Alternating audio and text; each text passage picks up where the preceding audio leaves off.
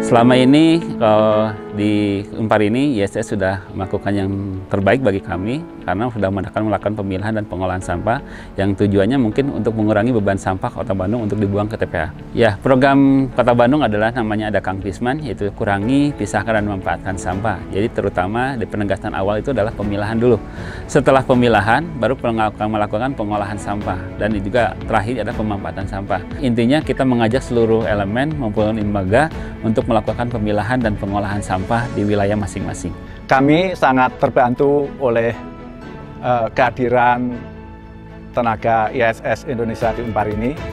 Cukup bagus, terutama gardenernya sangat membantu untuk kebersihan kampus Unpar yang khususnya di kampus Cimbului. Bahwa pengelolaan sampah di kampus Unpar ini sudah berjalan sekitar 5 tahun yang lalu dan banyak hal-hal baru yang telah kami lakukan, terutama adalah pemilahan sampah, yang mana hasil pemilahan itu bisa menghasilkan suatu hasil lah. Kita kerjasama dengan Bank Sampah Kota Bandung, yaitu tentang tabungan bank sampah.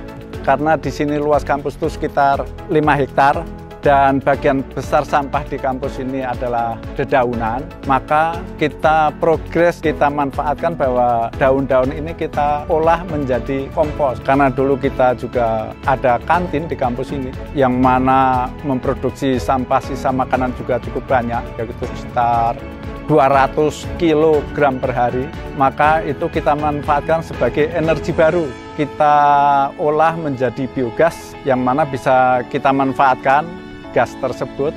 Kami sih sangat berharap agar kaum muda ini sadar akan kehadiran sampah yang gimana ya, kelihatannya sih cukup menjijikan dan tidak menarik. Tapi kalau kita kelola dengan baik, ternyata sampah itu bisa menghasilkan uang, pupuk, bahkan bisa kita pilah menjadi barang-barang baru.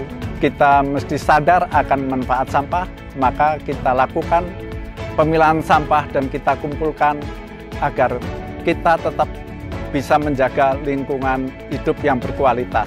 Ya, sistem pengelolaan sampah di Unpar ini kita mulai di tahun 2019, di mana waktu itu di bawah Wali Kota Bapak Ridwan Kamil terkait pengelolaan sampah ini dilakukan satu pintu melalui Dinas Lingkungan Hidup.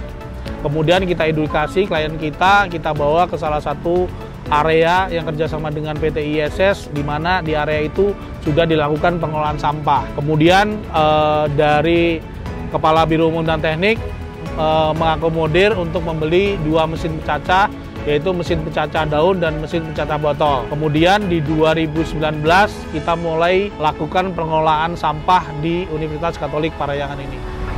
Yang sudah dilakukan oleh PT ISS Indonesia, yang pertama mengenai pemanfaatan sampah itu sudah menghasilkan namanya pupuk. Pupuknya ada 2, pupuk cair dan pupuk padat, namanya itu kompos. Kalau pupuk cair namanya mikroorganisme lokal. Kemudian yang ketiga kita menghasilkan juga namanya biopori. Di Unpar, di lingkungan Unpar ada 24 titik biopori.